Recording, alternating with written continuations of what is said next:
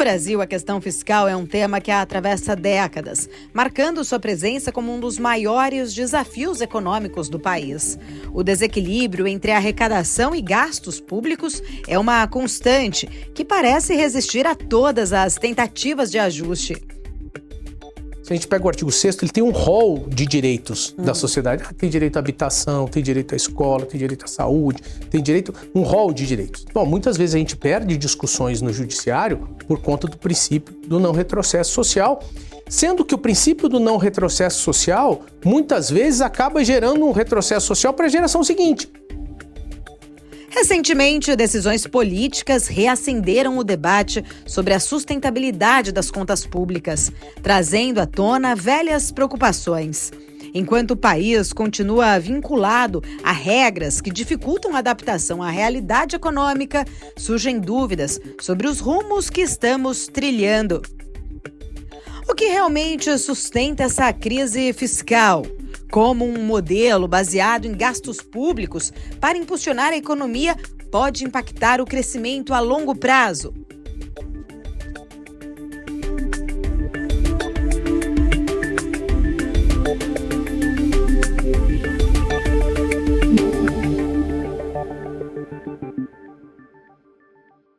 Jefferson, para a gente começar essa nossa conversa, queria entender um pouco mais da sua visão. O Brasil enfrenta aí desafios fiscais há décadas.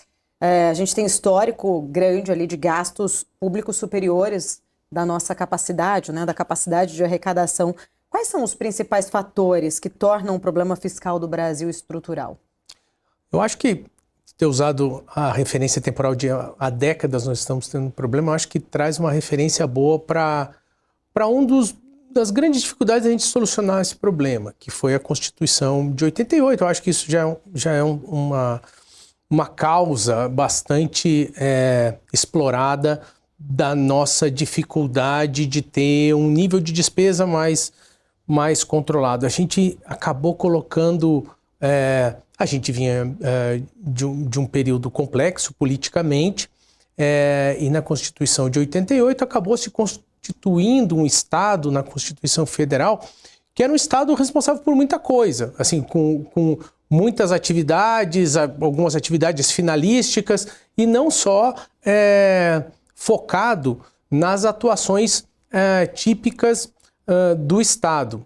Tem até um exemplo que eu acho que é bem ilustrativo dessa relação da nossa questão fiscal com a Constituição Federal.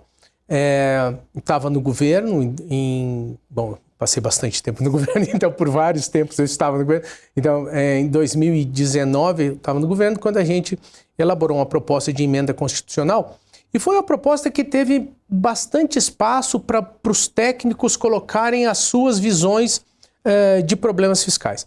E um diagnóstico que surgiu ali entre os técnicos era da dificuldade de fazer um ajuste fiscal, é o princípio do não retrocesso social. É uma compreensão jurídica que há direitos sociais que estão estabelecidos na Constituição e que seria vedado retroceder em relação a esses direitos. Isso está, assim, de alguma maneira, em alguns artigos da Constituição, em particular no artigo 6º. Se a gente pega o artigo 6º, ele tem um rol de direitos da sociedade. Tem direito à habitação, tem direito à escola, tem direito à saúde, tem direito, um rol de direitos na Constituição. E isso é muito usado em julgamentos contra a União. Então a gente estava com um grupo formado por economistas, por advogados do governo, e aí esse problema foi levantado. E aí uma das discussões era essa. Bom, muitas vezes a gente perde discussões no judiciário por conta do princípio do não retrocesso social, sendo que o princípio do não retrocesso social, muitas vezes, acaba gerando um retrocesso social para a geração seguinte, porque a gente não tem uma estrutura fiscal compatível com aquela quantidade de direitos, a gente não pode reduzir aquela quantidade de direitos e acaba comprometendo a geração futura.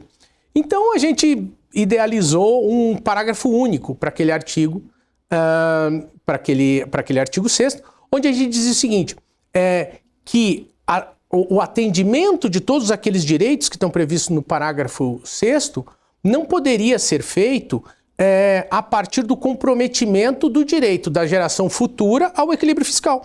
Porque assim, olha, eu tô sinalizando aqui que nós temos uma dificuldade fiscal de atender esses direitos, então nós precisamos racionalizar isso. Aí muitas vezes uma decisão judicial no sentido de dizer assim, não, vocês não podem retroceder nesses direitos. E aí, tá bom, então se a decisão judicial é que não pode retroceder, a gente concede o direito. Mas concede o direito a que custa? A custa do desequilíbrio fiscal para as próximas gerações. Então a gente queria assim, bom, caso tenha alguém querendo garantir que a gente tenha um equilíbrio fiscal intergeracional, a gente coloca ali um dispositivo que dá respaldo. A despeito da questão do não retrocesso, tem aqui um dispositivo constitucional que nos garantiria um equilíbrio fiscal para as próximas gerações também. A proposta de emenda constitucional nunca evoluiu e acabou que, na discussão de tornar permanente o Auxílio Brasil, o Bolsa Família, no valor de R$600, aquele parágrafo único que nós tínhamos concebido como sendo uma salvaguarda para que as próximas gerações pudessem ter um país com um certo equilíbrio fiscal, se transformou num parágrafo único garantindo um direito adicional a mais, que era para pessoas em situação de extrema pobreza, é garantido um benefício. Então, na nossa Constituição, quando nós fizemos uma tentativa de gerar uma preocupação com o equilíbrio fiscal intergeracional, isso acabou se tornando um direito a mais. Então, assim, acho que uma das bases do nosso problema fiscal de maneira mais estrutural são essa concepção de uma Constituição que dá um peso muito importante para o Estado na atividade econômica e que vincula muita receita e que indexa muita despesa. Então, garante que determinadas despesas vão ter um crescimento garantido, indexado a algum índice, ou que são despesas que crescem como uma parcela fixa da despesa. Esses problemas são problemas que acabam sustentando esse tamanho de Estado que muitas vezes a sociedade não tem condições de financiar.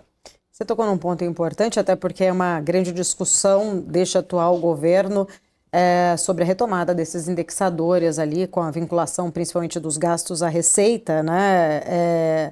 Mudando, na verdade, ali essa indexação principalmente a reajuste de salário mínimo, aos benefícios. Entender um pouquinho da tua visão, por que de fato essa vinculação à receita e o reajuste ali do mínimo atrelado à PIB acabam sendo insustentáveis num médio e longo prazo? A gente tem essa grande discussão até mesmo, o pacote se esperava que viesse com alguma mudança mais significativa nesse sentido, que não veio. Até onde a gente consegue ter ali, de repente, essa margem, se é que existe essa margem, de continuar neste modelo atual? Eu acho que assim, para a gente conseguir reverter isso, um dos primeiros passos é a gente reconhecer que isso é um problema.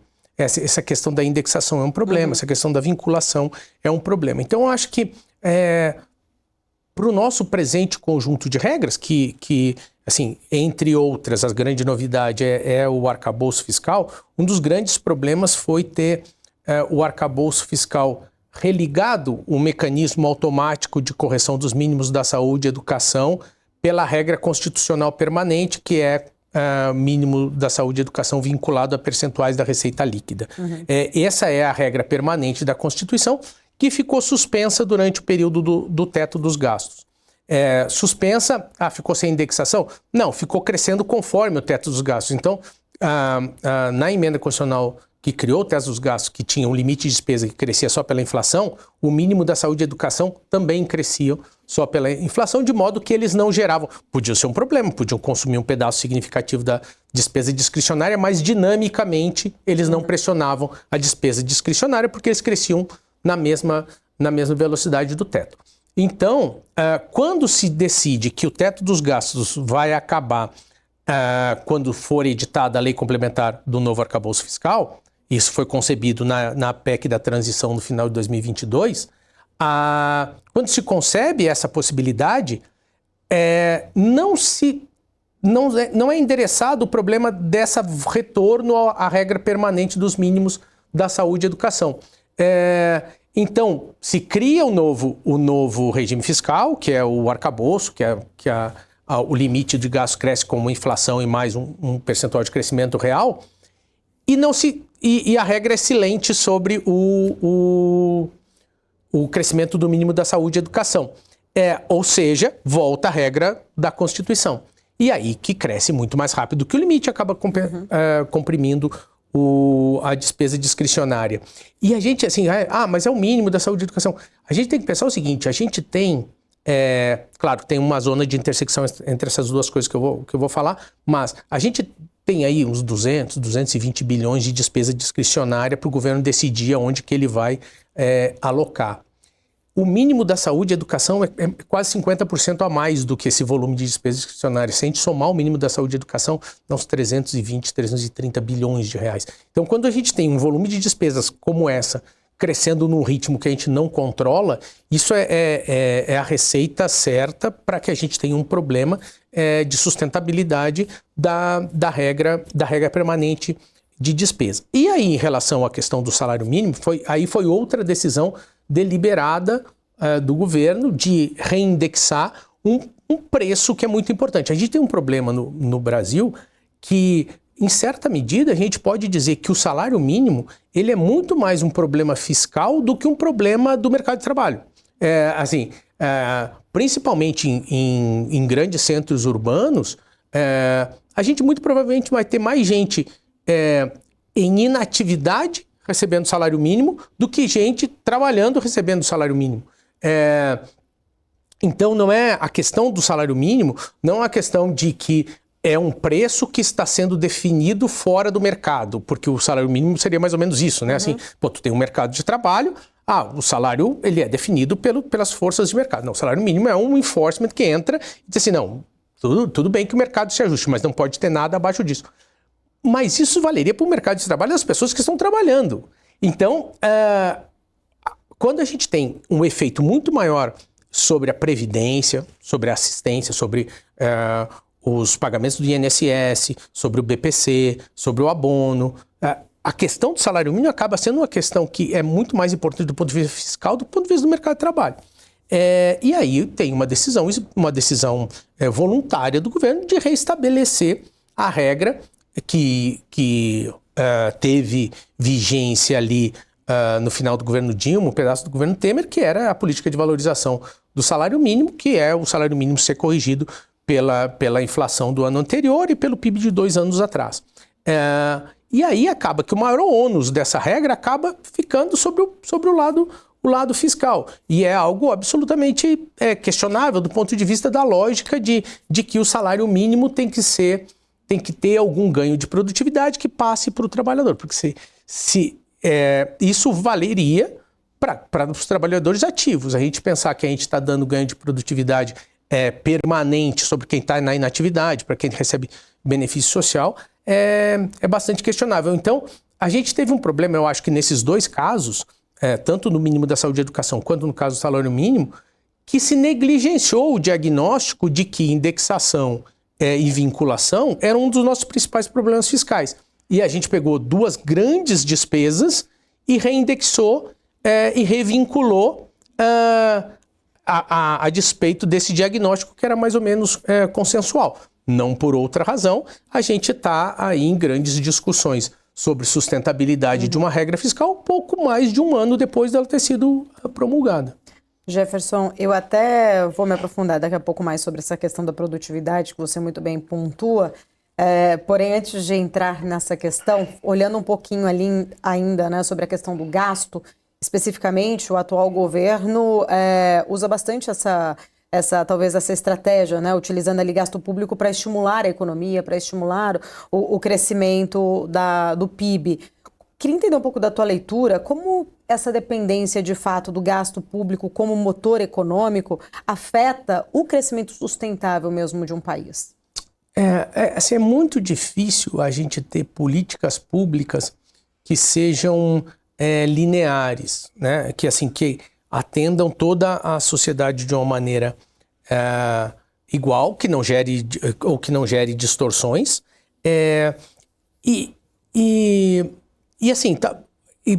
Dado que a política pública tem essa característica de não conseguir ser exatamente neutra na sua atuação, a gente tem que confiar muito que o poder público tem uma capacidade de discernimento gigante de conseguir achar qual é que é o setor que está desequilibrado, e eu vou sempre acertar o setor, a camada da população onde eu vou conseguir atuar de modo que a gente tenha um resultado muito positivo em termos de crescimento e tal.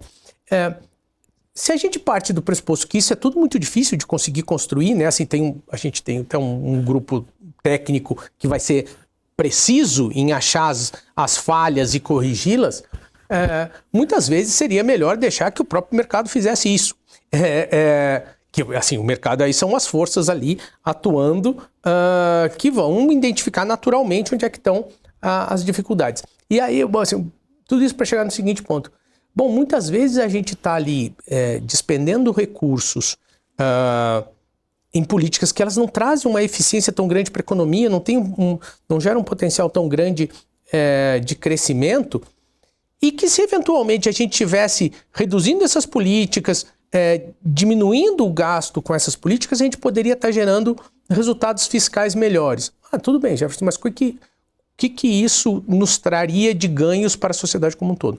Muito provavelmente, se a gente estivesse gerando resultados melhores, a gente teria um nível de taxa de juros menor. Uhum. E tendo nível de taxa de juros menor, aí a gente consegue um benefício que é levado para a sociedade inteira e que tende a gerar um ciclo virtuoso de mais investimento, mais emprego, mais crescimento. Então, a gente muitas vezes consegue essa eficiência de um jeito que é rechaçado politicamente, que é assim, vamos melhorar o resultado primário. Não, essa política aqui, a gente tem sérias dúvidas sobre a eficiência dela, então vamos descontinuá-la e melhorar o resultado primário. E isso tem um potencial muito grande de gerar crescimento econômico a partir do momento que torna viável ter taxas de juros menores. Jefferson, a gente até falava no bloco anterior sobre crescimento de PIB de forma mais estruturante, ali, qual você explicou, né, sobre a sua visão. Queria até entender, porque a gente tem falado bastante sobre PIB, que o PIB, o próprio governo tem dito muito que o mercado errou ali nas projeções do PIB, e comemorando, né, um PIB maior. Porém, quando a gente olha para outros emergentes, ou até mesmo fazendo ali uma comparação com outros países, o crescimento do Brasil ainda é baixo. A gente é considerado ali um crescimento pequeno, e acho que isso também está muito relacionado à produtividade, no qual você falou anteriormente. Como que você enxerga, né? Como que a nossa produtividade ela pode ser ali ampliada, se é possível pensar numa ampliação da produtividade neste cenário para garantir, de fato, um crescimento econômico mais robusto? Eu acho que a gente teria vários... Não vou dizer que são fáceis, mas a gente teria vários caminhos para atacar a produtividade no Brasil. Acho que assim, se a gente começar pensando pelo lado do gasto público, a gente associar a política pública a indicadores de eficiência, isso é uma coisa impressionante, assim, como a gente tem dificuldade em alguns gastos públicos de que seja aceito indicadores de eficiência como parte da composição do orçamento do ano seguinte. Então a gente tem uma característica de orçamento incremental. Determinada função tem 200 bilhões esse ano, o ano que vem ela parte de 200 bilhões. Funções, programas, ações, todos eles partem do orçamento do ano anterior. Sendo que a gente deveria ter condições de retroceder nessa discussão e dizer assim, não, peraí, 200 bilhões é muito, não está gerando eficiência suficiente, vamos direcionar para programas que estão sendo mais eficientes. A gente tem um sistema tributário muito complexo, isso é outra coisa que poderia gerar ganhos de eficiência para a economia brasileira. A gente tem outro fator que eu reputo como um tema que a gente deveria se debruçar e que eu acho que a reforma administrativa que acabou sendo engavetada acabou deixando para lá um tema, é a questão da estrutura do serviço público. Assim, é preocupante que a gente tenha uma sociedade que, em larga medida, que alguns centros, como por exemplo São Paulo, talvez não seja exatamente uma boa referência nesse sentido, mas em vários lugares do Brasil a gente vê as pessoas gastando uma parte significativa da sua vida preparando para concurso público. sendo assim, pô, a iniciativa privada te oferece uma perspectiva de ganhos muito mais significativos. E a gente pensar que a gente vai estar deslocando para o serviço público uma parte significativa de pessoas com alta produtividade, deixando de ter essas pessoas no setor privado, é algo que faz a gente pensar também sobre as consequências disso sobre a produtividade da economia brasileira. E outro tema que, assim, bom, também que é uma maneira de ser mais produtivo é ser mais produtivo com o próprio recurso público, focalizando a aplicação dos recursos. Então, a gente tem, e aí a gente volta para a questão constitucional, né? Por exemplo, um exemplo que eu costumo dar do farmácia popular. O Brasil terminou 2022 com um orçamento muito baixo do farmácia popular. O farmácia popular é um programa um programa importante, mas ele é um programa importante, mas ele deveria ser focalizado. E aí a gente vai encontrar muita gente do judiciário dizendo que não tem como focalizar o farmácia popular, porque a saúde na nossa Constituição é universal. Então eu não posso restringir para determinados segmentos. Mas aí, assim, a gente deveria refletir sobre isso. É razoável que pessoas de classe média, pessoas de classe alta cheguem numa farmácia, que é a sua farmácia padrão, não é nenhuma farmácia especial. Vai comprar um remédio, por exemplo, contra a asma e o farmacêutico fala, se você tiver a receita não precisa pagar por conta do farmácia popular. Acho que a gente deveria, como é o caso da desoneração da cesta básica. É justo que as pessoas de classe média e de classe alta não paguem imposto sobre a cesta básica. Se a gente conseguisse focalizar esses programas, a gente conseguiria sustentá-los para as camadas que realmente precisam da sociedade com um custo muito menor, liberando recurso para fazer várias coisas, direcionar para outros programas sociais, melhorar a capacidade de poupança do setor público, que é um grande fator que drena a nossa capacidade de crescimento. Então, assim, eu acho que tem vários ramos para a gente procurar ser mais produtivo, associar indicadores de produtividade a determinados programas sociais, focalizar a política pública para tornar a aplicação do recurso público mais produtivo e tornar o sistema tributário menos complexo para fazer com que as empresas gastem menos horas para pagar os seus tributos. Isso eu acho que daria uma boa contribuição para o nosso crescimento. Basicamente, você traz também essa questão ali da eficiência dos gastos públicos, né? Até podendo se aumentar e investir mais em determinados gastos que dariam ou que dão mais resultados, diminuindo em outros. E a gente sabe que a gente tem uma deficiência muito grande nessa mensuração, de fato, nos gastos. Como que você enxerga ou como o governo conseguiria melhorar essa eficiência do gasto em determinados setores? É um momento muito propício, para a gente fazer essa discussão, porque a gente está fazendo essa discussão enquanto o Congresso está discutindo o pacote de gastos, 3 medidas, né, um PL, um projeto de lei complementar, uma emenda constitucional, procurando dar racionalidade para vários gastos públicos e, de certa maneira, buscando também atacar certas ineficiências. O que eu sinto falta, e aí eu sinto falta nos últimos 2 anos, é que foi constituída uma secretaria preocupada com a eficiência do gasto público no Ministério do Planejamento. E as contribuições dessa secretaria, e eu acredito que existam, e a gente vê que elas existem, eu pleiteava contribuições mais robustas dessa secretaria, que fossem mais evidentes as contribuições, que ela fosse capaz de permear mais a discussão sobre política pública, porque são pessoas muito qualificadas que estão nessa secretaria e que conseguem fazer um diagnóstico muito bom sobre as deficiências dos desenhos de políticas públicas no Brasil. Mas aí a gente vê o pacote de gastos sendo anunciado e a gente não vê isso associado a grandes estudos, que a gente vê medidas mais, digamos, mais lineares. Não, o abono salarial. O abono salarial sempre foi reputado como um programa muito mal focalizado, porque a gente se a gente entende que o recurso público no Brasil é limitado, que não tem espaço para ele crescer muito em função da nossa carga tributária. A gente é um país de renda média com a carga tributária muito elevada comparado com os nossos pares. Então, se a minha carga tributária já é elevada, eu não tenho espaço para ela crescer muito mais.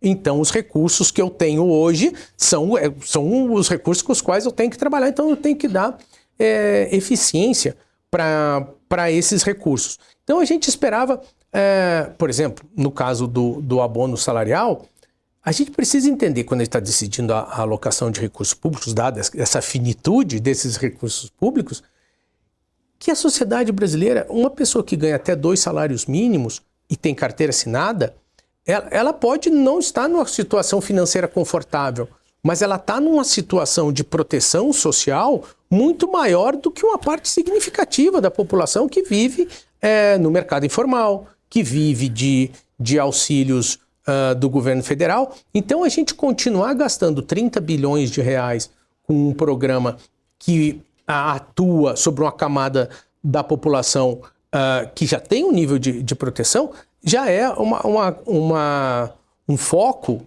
onde nós poderemos dedicar nossa atenção em busca de mais eficiência. Então, vários outros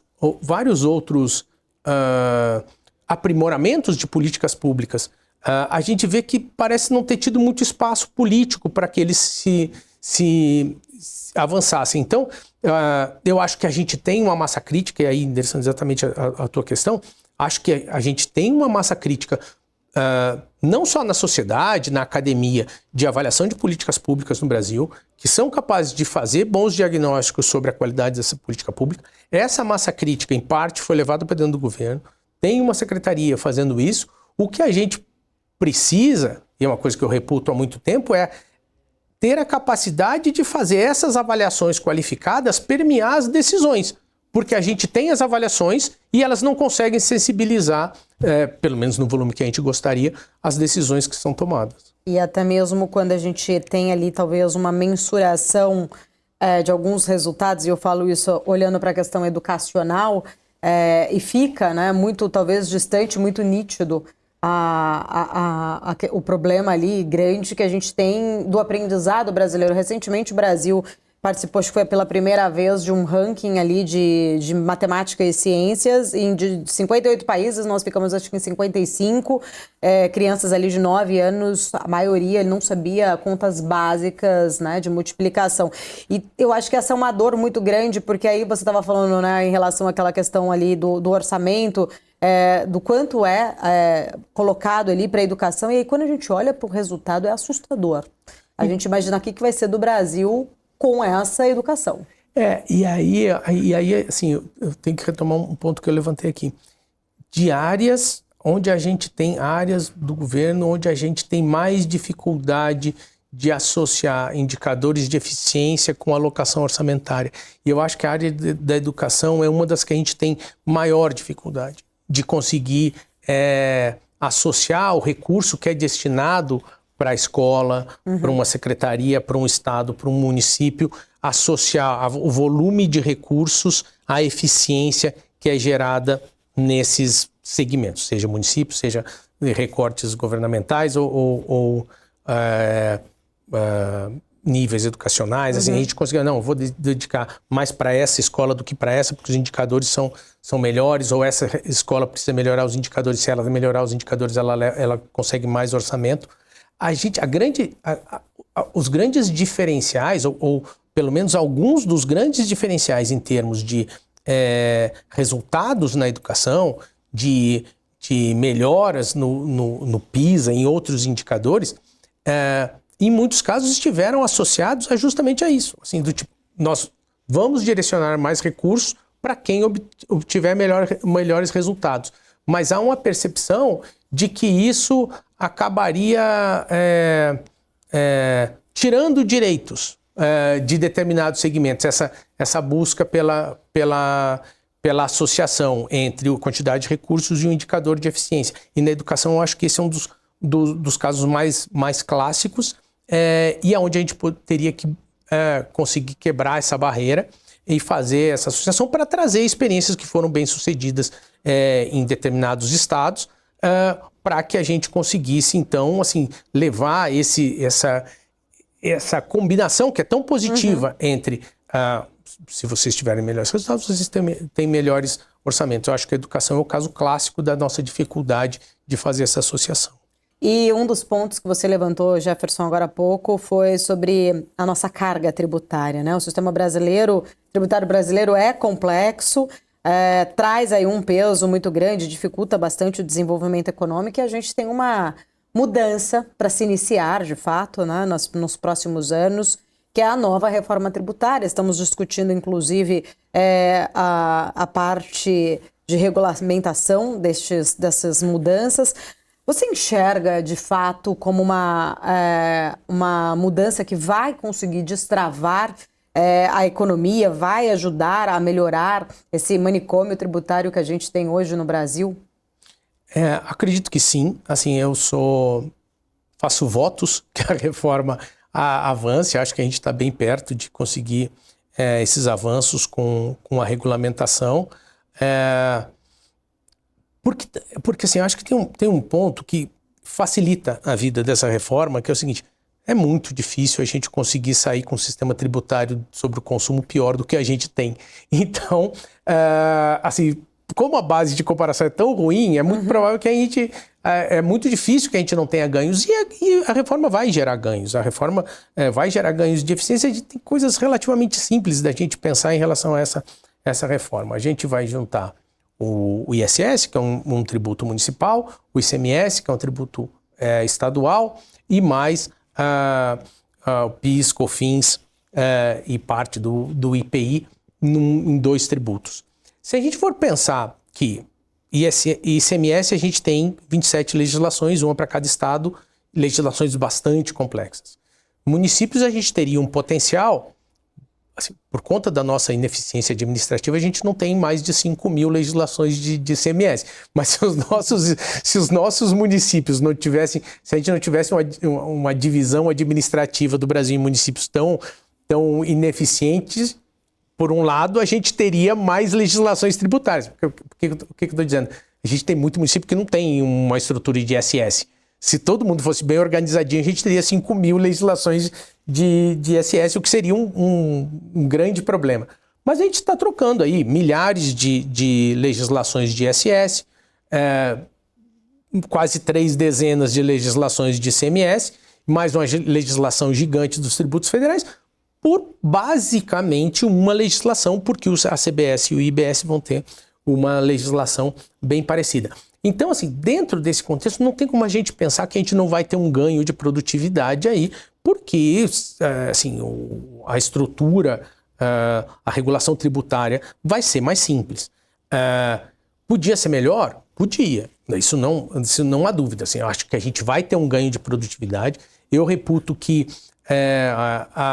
a gente potencializaria esses ganhos de produtividade se a gente tivesse se preocupado tanto com as distorções intrasetoriais como a gente se preocupou com as distorções intersetoriais. E aí eu explico a questão. Assim, qual o grande diagnóstico de problema que essa reforma tributária tentou resolver? A tributação sobre a indústria é muito pesada no Brasil, com o tributo sobre consumo, e a tributação sobre os serviços é mais leve. Então, o que se buscou foi dizer, não, mas a gente precisa dar uma equilibrada nisso, ajustar a tributação sobre os serviços, dar também uma reduzida na tributação sobre a indústria e tornar alguma coisa mais homogênea. Então, foi muito uma preocupação da tributação entre setores, né? Entre setores da economia que estava desequilibrada. Mas há estudos sobre isso, assim, até pesquisadores brasileiros que já pesquisaram sobre esse assunto, mostrando que se a gente tivesse atacado também a distorção intrasetor, o nosso ganho de produtividade seria muito maior. E qual é a distorção intrasetor que eu estou me referindo? Ter dentro de um mesmo setor empresas sendo tributadas de maneira totalmente diferente. O que qual é o problema que ele está tentando resolver? Os serviços eram tributados de um jeito mais simples e menor do que a indústria, que era tributada de um jeito mais complexo e maior. O que eu estou dizendo é que dentro da indústria, dentro dos serviços, a gente vai continuar tendo tributações muito diferentes. Então, hipoteticamente, a gente vai ter uma fábrica de chocolate sendo tributada pelo lucro real, com uma carga uma carga tributária mais alta, uma fábrica de chocolate sendo tributada pelo lucro presumido com a carga tributária mais baixa, uma fábrica de chocolate do Simples sendo tributada com a carga tributária menor, uma fábrica de chocolate na Zona Franca de Manaus tendo uma tributação menor, uma fábrica de chocolate fora da Zona Franca de Manaus recebendo um gravame de IPI para manter a competitividade da Zona Franca de Manaus. Então, a desigualdade tributária dentro do mesmo setor é um problema que a gente não conseguiu atacar veementemente nessa reforma, e eu acho que se a gente atacasse isso, a gente teria ganhos de produtividades ainda maiores do que corrigir a distribuição entre os setores. Mas por quê? Porque não vai desaparecer o setor de serviços porque a tributação é maior. Então, tá, a gente vai ter um ganho? Vai. Mas o setor de serviços, assim, uma parte significativa do setor de serviços é voltado para o mercado doméstico. A gente não vai exportar corte de cabelo. Então, vai continuar tendo corte de cabelo. Então, assim, por mais que a tributação fosse ruim, não vai ter uma grande mudança na composição dos setores porque a gente ajustou a tributação. Mas a gente poderia ter uma mudança mais significativa se a gente atacasse essa questão da tributação dentro do setor. E aí, outro aspecto, outra oportunidade que eu acho que a gente perdeu, assim, ainda tem alguma esperança, mas acho que a gente perdeu, é a questão do cashback. Eu mencionei aqui a questão sobre eficiência da política pública, de desperdício de recursos, e citei a questão da desoneração da cesta básica, porque a desoneração da cesta básica consiste em uma redução de tributo sobre vários produtos, independente de quem está consumindo aquele produto. Então, se tem salmão, se tem arroz, se tem sal na cesta básica, a redução do tributo vai valer para a pessoa que vive com a cesta básica e vai valer para a pessoa que ganha 50 salários mínimos, 10 salários mínimos, que vive de dividendos. Então, ambos os segmentos da sociedade ganham o benefício de pagar menos imposto sobre aquele produto. Sendo que é muito claro que a gente deveria concentrar esse recurso público, porque quando a gente deixa de arrecadar um recurso público que a gente abriu mão, esse recurso público deveria ser direcionado para quem efetivamente precisa. E qual é a conexão disso com a reforma tributária? É o cashback. Assim, a reforma tributária, quando ela foi concebida com uma abrangência muito maior do cashback, que é uma experiência que vários países já, não só países, mas assim, a experiência do cashback no Uruguai, eu acho que já tem mais de 10 anos, de devolver o tributo sobre o consumo para aquelas pessoas que ganham um programa social. No Rio Grande do Sul tem uma experiência parecida com isso, com o ICMS, já faz, acho que uns 3 ou 4 anos, de devolver o ICMS para aquelas pessoas que recebem um programa social.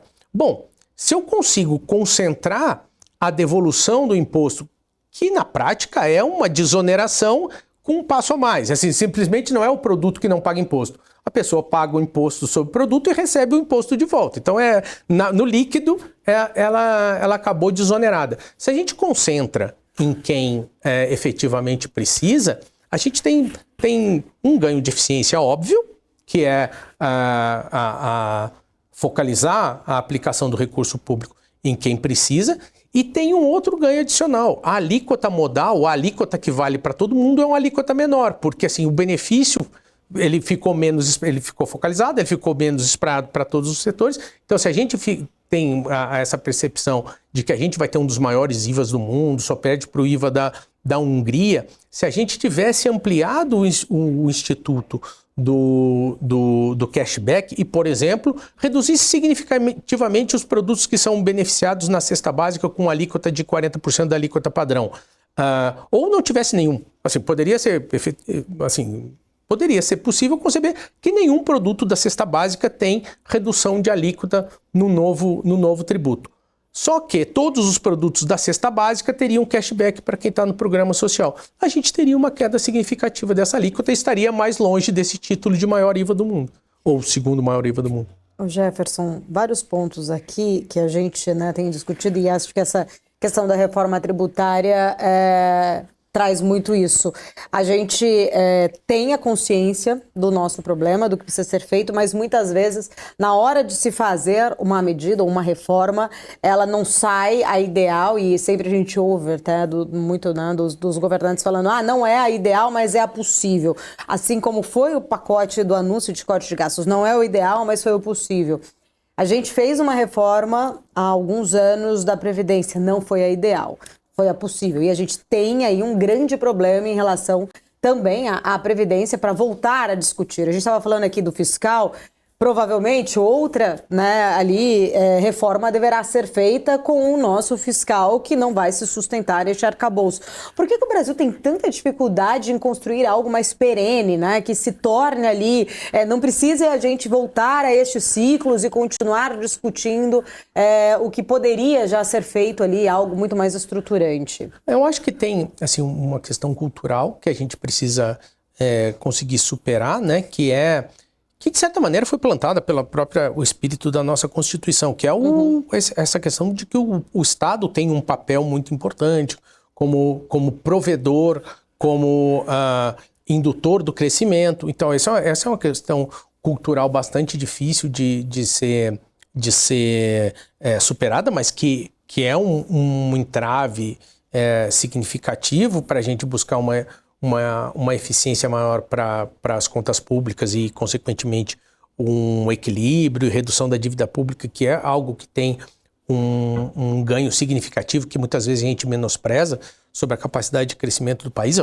Eu reputo que parte dos nossos impostos distorcivos, e assim, eu tenho exemplos anedóticos disso, o nosso sistema tributário complexo, que gera ineficiência, em grande medida vem por conta do nosso nível de endividamento. Assim, há uma preocupação muito grande de gerar sistemas tributários mais eficientes, porque eu posso perder a arrecadação e eu não tenho condições fiscais de perder a arrecadação, eu não tenho a minha demanda de sustentabilidade da dívida, o que eu preciso fazer para gerar uma estabilidade da dívida em termos de geração de resultados primários, não me permite que eu abra mão de receita. Então, muitas vezes, eu não quero correr o risco de mudar um tributo que é mal desenhado, porque eu tenho medo de isso ter impacto sobre a sustentabilidade. E tem um outro problema que é um problema de política em geral, né? Assim, no sentido que os grupos de interesse acabam sendo muito mais eficientes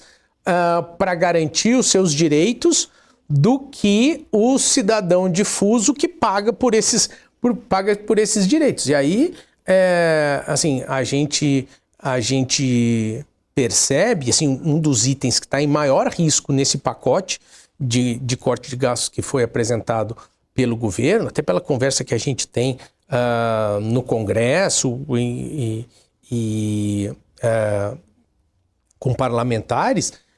Um dos temas que estão em maiores riscos são os supersalários. E, sendo que a sociedade, acho que é meio consensual na sociedade, que isso precisa ser repensado. A gente tem um teto de remuneração do serviço público de R$44 mil. É difícil aceitar que determinadas categorias ganhem 60, 70, 100 mil reais se existe um teto remuneratório de R$44 mil, que é o salário do ministro do STF. Aí a questão é, mas por que essa é um dos temas que está mais em risco nessa reforma? Por que esse tema está em risco? Porque provavelmente foi o setor que mais rapidamente se organizou e entrou no Congresso e está trabalhando para fazer no mínimo, uma suavização da regra que está proposta. Então, assim, quem normalmente é afetado pelas políticas consegue se organizar muito mais rápido do que quem paga de maneira difusa por aquela política. Então, essa questão e aí tem uma questão de representatividade, permeabilidade. Exato. E tal, que acho que a gente é muito sensível a ela na hora de definição das nossas políticas e acaba sustentando certas prerrogativas para determinadas categorias que, além das distorções e das ineficiências, acaba custando muito caro. Como que você vê a necessidade, de fato, da gente voltar a se preocupar, né, ali, não voltar a se preocupar, porque eu acho que isso nunca parou de certa forma, mas começar a retomar a discussão de uma nova reforma da Previdência? Ali na reforma da Previdência, assim, teve claramente algumas concessões que foram feitas para viabilizar a aprovação, mas eu acho que a gente evoluiu culturalmente para conseguir fazer essa reforma. Como a gente evoluiu culturalmente para fazer a reforma trabalhista, eu acho que no Brasil muitas coisas dependem de uma evolução do debate. Então, a gente evoluiu no debate, conseguiu fazer a reforma trabalhista, evoluiu no debate, conseguiu fazer a reforma da Previdência, aí eu paro para... Assim, no governo anterior, no governo Temer, se fez uma discussão sobre a reforma da Previdência, e boa parte do tempo foi gasto discutindo se havia déficit ou não na Previdência. Aí, assim, depois de muito amadurecer essa discussão, e é óbvio que tem déficit na Previdência, conseguiu-se fazer uma discussão mais madura no mandato seguinte e se aprovar a reforma da Previdência. Eu acho que na reforma da renda, da tributação sobre o consumo agora está passando por um processo parecido. Assim, foram N tentativas de fazer a reforma sobre o consumo e finalmente agora se conseguiu. Claro, houve concessões que viabilizaram que a reforma andasse e assim, sem que o Congresso assumisse como dele e sem que o governo federal aceitasse fazer algumas concessões para os estados, me parecia difícil. Mas assim, uma das coisas que eu acho que é fundamental para a gente ter em mente para rediscutir a Previdência é isso, assim, é um processo de debate e de convencimento social que parâmetros estanques para a Previdência Social são incompatíveis com a evolução da nossa própria sociedade. Então, a gente pensar, não, a gente tem uma idade mínima de aposentadoria de 63 anos para mulheres e 65 anos para homem, e isso era feito com base em projeções populacionais. Depois a gente descobre que a nossa expectativa de sobrevida é muito mais alta do que a gente imaginava e que a gente tem uma população muito menor do que a gente imaginava quando sai o censo do IBGE. Ora, se eu tenho expectativa maior do que o que eu imaginava em 2019 e eu tenho menos população do que eu imaginava que eu tinha, eu tenho mais gente recebendo aposentadoria por mais tempo e menos gente trabalhando para financiar essa aposentadoria. Então, assim, a gente tem que entender que os parâmetros não são fixos. Quando a gente descobre que a gente tem uma população menor e que a população em inatividade vive mais tempo, tem que ser natural entender que o parâmetro da idade de aposentadoria tem que ser revisto, porque é uma questão aritmética, não é uma questão de bondade ou maldade, é uma questão de aritmética. Jefferson, sempre eu gosto aqui na reta final do nosso programa, falar um pouco mais sobre a vida pessoal dos nossos convidados, entender você que tem um grande histórico, até você falou ali, né, trabalhando junto na ala ali mais do governo, entender um pouco da sua trajetória, né, o que te fez e o que te move em relação a esse tema tão complexo. Muitas vezes a gente começa a falar de economia, espanta ali, né? Desperta a atenção, mas de quem quer entender, mas muitas vezes desperta um pouco também uma preocupação para quem não acompanha muito de perto e a fundo. Queria que você compartilhasse um pouco da sua trajetória com a gente. Assim, se eu fosse fazer uma versão muito resumida da minha trajetória, assim, eu diria que eu sou uma pessoa que nunca pensei em ser funcionário público, passei 20 anos no governo federal. E tampouco tinha, assim, no começo da minha vida acadêmica, assim, tinha profundos interesses sobre a questão de contas públicas. E aí eu tinha uma curiosidade científica sobre os ciclos políticos e fui induzido pelo meu orientador, disse, não se debruça sobre ciclo político, sobre política monetária, que isso tem muita coisa já escrita. Por que tu não olha para a política fiscal? E acabei me dedicando a esse assunto e por essa dedicação acadêmica, fui levado para desafios profissionais na iniciativa privada como assessor econômico, que me viabilizaram fazer o concurso do Tesouro Nacional. Sou funcionário de carreira licenciado do Tesouro Nacional. E o Tesouro Nacional é uma grande escola, da qual eu me orgulho muito.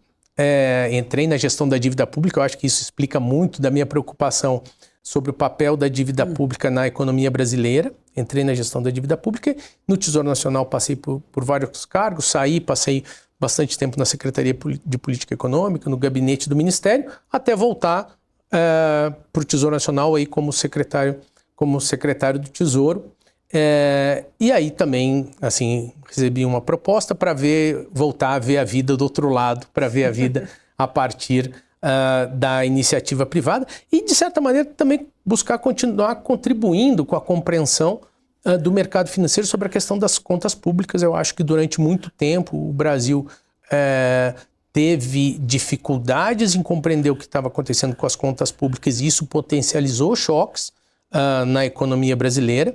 E de um tempo para cá, eu acredito que o mercado como um todo fortaleceu suas equipes nesse sentido e hoje a massa crítica sobre política fiscal por parte da iniciativa privada é bem melhor do que há 10, 11, 12 anos atrás, de modo que o controle social no Brasil sobre a política fiscal é bem melhor e eu acho que isso engrandece, aumenta o desafio de quem está no governo, mas engrandece o debate no Brasil.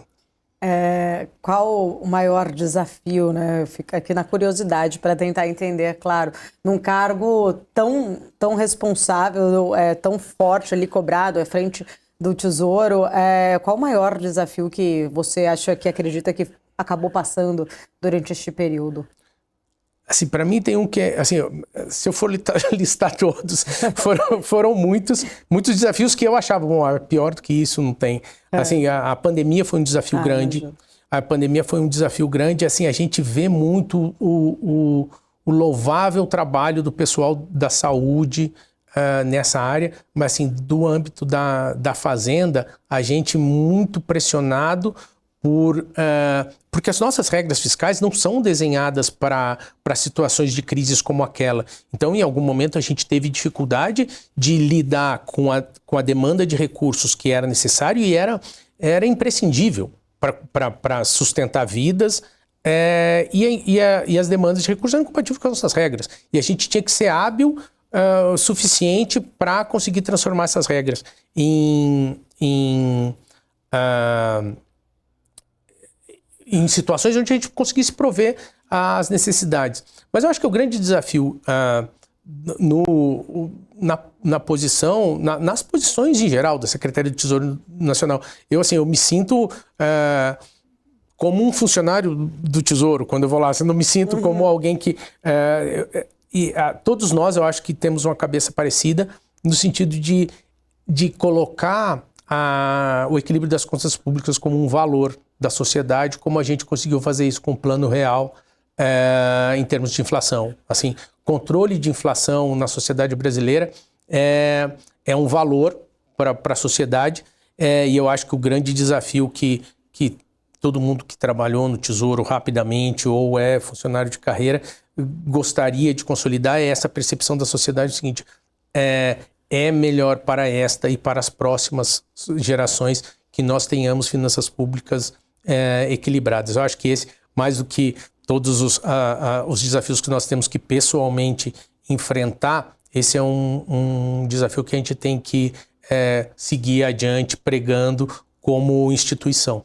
Ô Jefferson, e o desafio, você que é um técnico, é um servidor de carreira, como você bem colocou, você passou por diversos governos, né? A gente está falando agora especificamente agora desse teu momento ali à frente do Tesouro, mas você transitou muito bem em diferentes governos. E esse desafio, de fato, né, de trabalhar ali com visões de diferentes governos, com posições, inclusive suas posições relevantes nesses diferentes governos? Eu acho que uma percepção que é importante bom, eu agora meu vínculo está suspenso com o serviço público, mas eu acho que uma coisa importante que a gente tem para compreender é os tempos no serviço público são diferentes dos tempos na iniciativa privada. Às vezes a gente constrói coisas que vão ficar maturando. Essa é a melhor versão que eu posso dizer para ficar guardado numa gaveta. Assim, vão ficar maturando por anos até a gente sacar e isso virar algo transformador, que dê uma contribuição significativa para a economia, para a vida das pessoas. Então, seus tempos são bastante distintos. E outra coisa que eu acho que é importante a gente ter compreensão é a sociedade e o servidor público, que ele não é o dono da política pública. O dono da política pública é quem recebeu votos para fazer a política pública. Então, é razoável que se pense em minimizar riscos, é razoável que se pense em fazer a política pública da maneira mais eficiente, é fundamental, razoável, essas duas coisas são razoáveis, é fundamental que seja tudo feito dentro da lei, com respeito às melhores regras de compliance, mas o dono da política pública é quem recebeu os votos para fazer a política pública. Então, assim, quem tem o mandato, quem recebeu a autorização da sociedade para fazer as propostas é quem recebeu os votos. Tem um antigo secretário de Orçamento Federal que dizia o seguinte: servidor público é obrigado a fazer tudo que não for ilegal. Então, o parâmetro está claramente estabelecido. Assim, tem que buscar eficiência, tem que buscar focalização, tem que procurar as melhores políticas públicas e tem que ser estrito em relação à legalidade. As decisões, as escolhas, tem pessoas que receberam um mandato através do voto para fazer.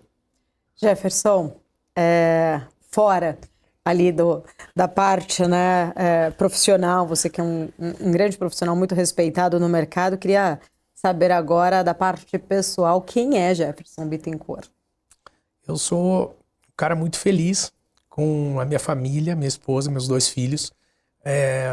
Eles passam a semana, eles moram em Brasília, eu fico em São Paulo, em geral de segunda a sexta, mas procuro dedicar meu tempo a eles no final de semana e são a fortaleza para eu enfrentar essas batalhas nesse segmento que acabou a vida me levando e eu escolhendo para seguir, mas é por eles que eu me dedico. Quero agradecer, muito obrigada, foi maravilhosa a nossa conversa, sempre o admirei muito como profissional, respeitado, por sinal, tem a porta aberta sempre aqui na BMC News, muito obrigada. É sempre um prazer estar aqui e conversar contigo. Obrigada, falamos com Jefferson Bittencourt, Mercado and Beyond de hoje fica por aqui, a gente se vê na semana que vem, até lá, tchau, tchau.